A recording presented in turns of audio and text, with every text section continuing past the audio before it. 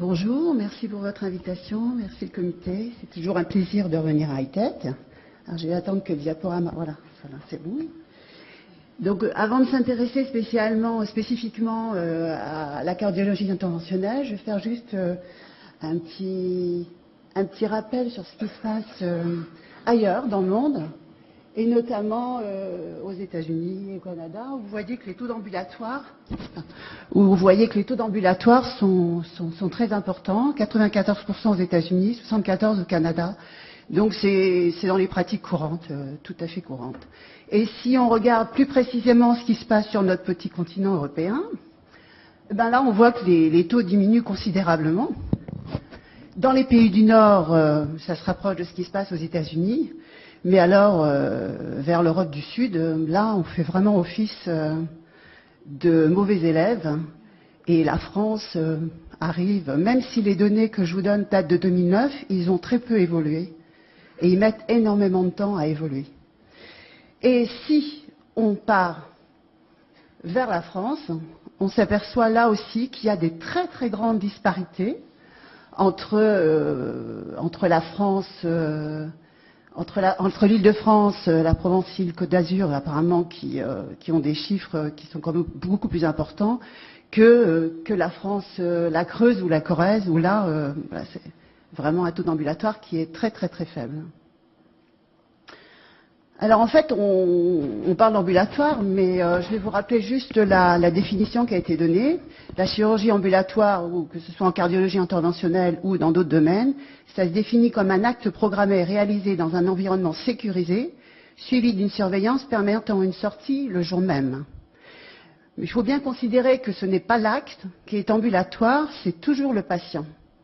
Donc c'est le médecin qui a le patient en face de lui et qui va décider si le patient correspond aux critères de l'ambulatoire, suivant son histoire. Alors pourquoi développer l'ambulatoire? Après tout, je ne sais pas.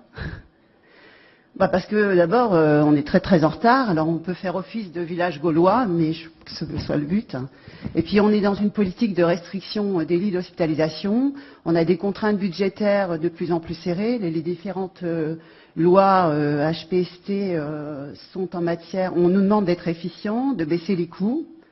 Et puis je dirais aussi qu'une dernière chose, mais qui n'est pas négligeable, si on travaille en ambulatoire, c'est aussi une meilleure qualité de vie pour le personnel soignant, parce que travailler de nuit, c'est pas plaisant, ça correspond pas à ce qu'on souhaite, je pense.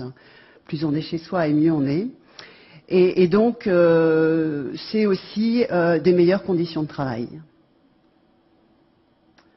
Et puis, en priorité pour le patient, je pense que c'est très important parce que lui, moins il est à l'hôpital et mieux il se porte. Et qu'il va préférer de toute façon, si on lui donne le choix, rester en ambulatoire plutôt qu'être hospitalisé. Alors, je vais vous parler moi de l'expérience, parce que parler de l'ambulatoire c'est compliqué, donc j'ai décidé de prendre l'option de vous raconter comment on a mis nous l'ambulatoire en place avec la Coro. Chaque centre peut faire suivant ses habitudes, suivant ses dispositions. Donc nous, on a à peu près 1020 examens qui sont faits en ambulatoire par an, dont à peu près 90% sont des chronographies. Le contexte, on a un service ambulatoire qui n'est pas propre à la Coro, il est situé au premier étage, et il y a à peu près 9000 actes ambulatoires qui passent par ce service d'ambulatoire. Et le service de cardio, où nous avons 3 salles, est situé, lui, au 3e étage. Alors, il a fallu organiser ou planifier, parce que si vous avez un service ambulatoire qui accueille 9000 patients et actes par an, il a fallu inclure notre activité en plus. Et il faut organiser et planifier pour que ça se passe au mieux, parce que ça devient tout de suite très très difficile. Donc, dans un premier temps, on a essayé de conventionner avec le service ambulatoire un nombre de places. Alors ça date déjà de plusieurs années. On a essayé de peaufiner au fil des années qui passaient. Donc, en ce qui nous concerne, on a dit, bon, il y aura 4 patients le matin qui passeront en ambulatoire, dans la tranche horaire 7h30, 9h, et 2 patients l'après-midi, dans la tranche 13-14 heures. Après, on a formé le personnel du service, notamment aux complications de la coronarographie. On les a invités à venir dans le service. On a mis en place des protocoles, des procédures, de façon à ce que le management post-coro soit fait de façon efficiente.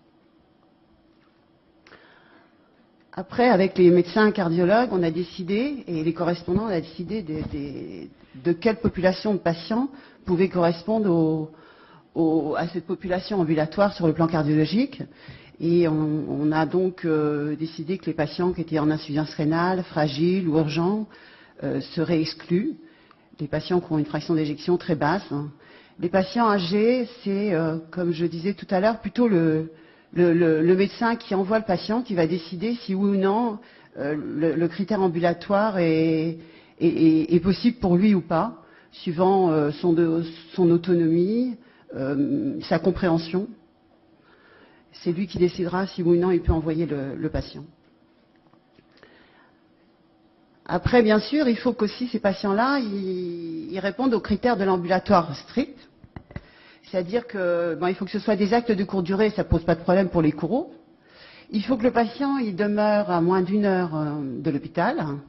Il faut qu'il y ait un accompagnant obligatoire pour le retour. Et puis il faut aussi qu'il y ait un accompagnant pour la nuit qui suit l'examen, avec la possibilité pour cet accompagnant de pouvoir joindre l'hôpital s'il y a le moindre problème. Donc on a organisé le parcours du patient et on a mis en place des outils spécifiques qui vont nous permettre d'aider et d'optimiser le parcours du patient de façon à ce que ça se passe le mieux possible et qu'on perde le moins de temps. Donc je vous explique simplement la façon dont on a fait. Donc il y a un rendez-vous qui est donné avec le patient ou avec le correspondant cardiologue à une date et à une heure donnée. Et le secrétariat envoie les convocations avec tous les documents qu'il doit ramener, la feuille de consigne ambulatoire, et puis, si c'est possible, mais ce n'est pas tous les jours possible, une consultation d'anesthésie. Ça, c'est la feuille, c'est un outil qu'on a mis en place, c'est une fiche qu'on envoie au patient avec le courrier, où toutes les indications sont notées concernant sa coronarographie ambulatoire. Donc si le patient vient en consultation d'anesthésie, ce qu'on préconise dans la plupart des cas, ça c'est plus facile parce qu'on va vérifier le bilan sanguin. Le patient va pouvoir faire une préadmission, ce qui permettra d'attendre moins longtemps le jour de son hospitalisation. Puis on va lui remettre les consentements éclairés qu'il va pouvoir lire tranquillement chez lui et ramener le jour de l'hospitalisation. La veille de l'examen, ça c'est un autre outil qu'on a mis en place mais qu'on trouve maintenant indispensable. On rappelle systématiquement tous les patients qui vont venir en ambulatoire. Donc ça ne prend pas énormément de temps, mais c'est organisé comme ça et on a vraiment trouvé une optimisation à faire ça. C'est-à-dire qu'on les rappelle sur leur fixe ou sur leur téléphone et on leur dit, vous vous souvenez que vous venez demain matin à telle heure, vous vous présentez à tel étage, n'oubliez pas de ramener vos examens, etc. Et depuis qu'on a mis cet outil en place, on a vraiment optimisé le service ambulatoire parce qu'on a très peu de retard, les patients viennent à l'heure et ça a répercuté complètement sur notre organisation aussi en salle de coro. Donc juste un petit aparté pour vous expliquer comment ça se passe. Le jour de l'examen, si le patient est convoqué à 7h15, il vient en service ambulatoire, il a fait son admission.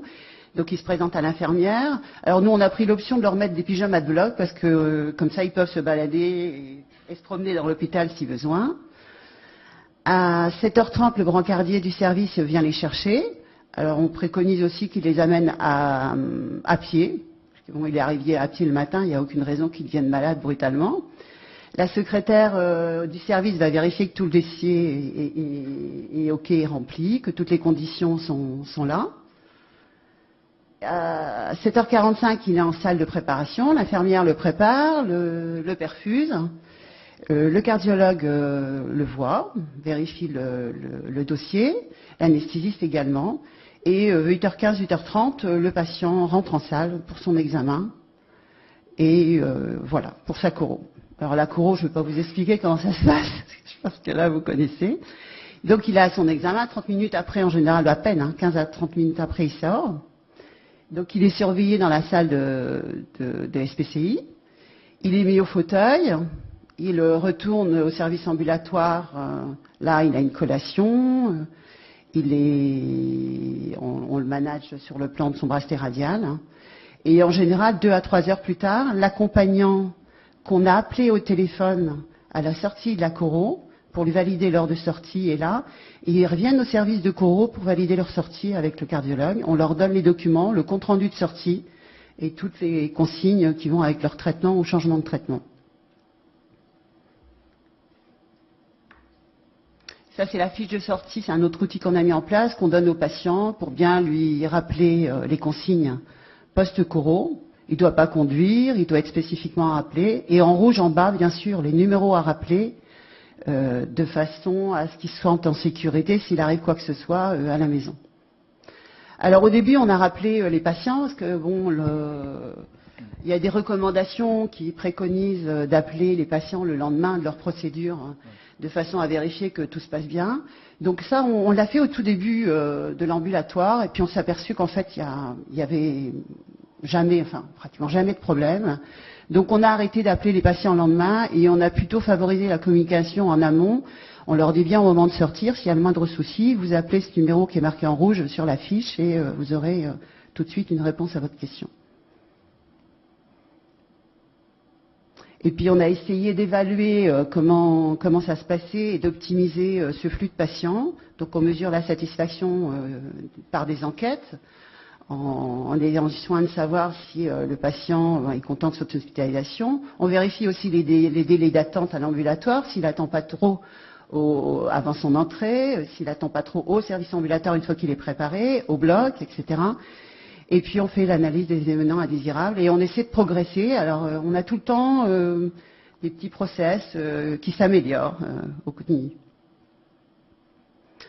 Alors les avantages qu'on a trouvés à la mise en place de l'ambulatoire, c'est qu'on a optimisé l'hospitalisation pour le patient. Le patient, il arrive à 7h30, il sait qu'il va sortir à midi. C'est comme ça, il n'y a pas de surprise et ça, c'est très satisfaisant pour lui. Alors depuis, on fait beaucoup moins d'angioplastie dans la foulée. Et ça aussi, ça a été vraiment un changement organisationnel. Parce que avant, quand on faisait les dilatations dans la foulée, c'était complètement désorganisé. On avait parfois une angioplastie qui pouvait durer 1 heure, 2 heures, et les patients derrière attendaient. Depuis qu'on a mis l'ambulatoire pour les coraux, c'est vraiment beaucoup plus fluide. On a continué à avoir des problèmes, bien sûr, comme dans tous les sites, mais c'est beaucoup plus fluide. Et ça a vraiment facilité notre organisation. Alors bien sûr, ce qu'on peut se demander, c'est pourquoi on ne fait pas d'angioplastie, parce que maintenant, la radiale a quand même facilité beaucoup les choses. Les complications d'angioplastie sont de plus en plus rares. Elles existent, mais elles sont rares, on les a vues tout à l'heure. Pourquoi on n'avance pas dans ce domaine alors qu'ailleurs, ça progresse? En fait, c'est les tarifications et c'est la tarification à l'activité qui est un frein. Et qui ne permet pas de passer à l'ambulatoire pour le moment. Alors on parle d'efficience, mais là on s'aperçoit que les tutelles ne vont pas assez vite dans le domaine. Et tant qu'il n'y aura pas une tarification spécifique pour l'angioplastie, ça n'avancera pas dans ce domaine. Donc on attend de façon assidue cette publication qui nous permettra d'avancer et de passer en ambulatoire avec l'angioplastie. Alors juste en dernier aparté, je crois qu'il y a beaucoup de gens qui ont entendu parler d'un service qui a été complètement précurseur en matière d'ambulatoire. C'est le service de Dr Kiménée à Amsterdam. Alors là, c'est vraiment basé sur le confort et justement, ça revient avec le premier topo sur la dédramatisation de l'acte et de l'hypnose. Le patient est accueilli dans un lounge, donc vous le voyez ici, il y a quelques photos. C'est un grand espace ouvert qui est complètement démédicalisé de première vue. Il y a un espace où il y a 2 ou 3 canapés, une table genre Ikea là où on peut prendre une collation, un café, etc. Et puis un autre espace qui est où vous voyez là de ce côté où le patient peut être allongé. Et dans juste à côté de lui, il y a des petits meubles blancs. Et dans ces petits meubles blancs, alors il y a tout ce qu'il faut pour prendre une tension. Il y a un moniteur. Si jamais il y a un problème, là, tout peut être sorti très très rapidement. Mais de premier abord, comme ça paraît quand même assez démédicalisé. Donc comment ça se passe? Le patient arrive le matin pour faire sa coronarographie ou son angioplastie. Il est accueilli par un infirmier, donc le dossier est vérifié et il enlève sa veste, mais il reste en civil. Hein. On lui a demandé de mettre un t-shirt ou des vêtements simples et faciles à enlever s'il y avait besoin, mais il reste en civil. Après, le médecin vient le voir, il valide le fait qu'on va lui faire le couro l'angioplastie, et l'infirmier l'emmène au bloc, toujours en civil à pied. Il donc s'allonge sur la salle de cathé, on lui pose une voie veineuse, il a son examen. J'y suis allée, donc je l'ai vu. Hein, la choro, c'était une angioplastie de l'IVA. À la fin de l'angioplastie, on lui a demandé de descendre de la table à pied. Il est reparti donc dans ce loge, ici. On lui a demandé ce qu'il voulait faire. Donc le patient il dit oh, bah, moi je veux bien m'allonger là dans le fauteuil rouge. Donc il s'est allongé pendant un petit quart d'heure dans le fauteuil rouge. On lui a pris sa tension une première fois. Il est resté ici. Puis au bout de un quart d'heure à 30 minutes, il y a son accompagnant qui était là, qui était assis là, juste à la table à côté, qui est venu le voir. Il lui a dit bah non, tiens, je prendrais bien un café. Son accompagnant est allé lui chercher un café parce que tout est à disposition avec des petites collations. Il a pris son café, ils sont venus s'installer dans un fauteuil, tous les deux, ils ont discuté. Puis après, ça s'est passé 2 à 3 heures plus tard. Le médecin est venu valider la sortie et le patient est sorti, rentré chez lui. Donc voilà, c'est un peu précurseur, on a beaucoup à apprendre parce que là, ça fait des années que ça roule comme ça. Donc c'est aussi, ça veut dire que ça peut fonctionner et que ça fonctionne bien. C'est un autre concept difficile à réaliser en France parce que nous, on a des contraintes de bloc, etc. Mais bon, c'est intéressant quand même de savoir que ça se passe comme ça ailleurs. Voilà une autre photo du lounge. Merci de votre attention.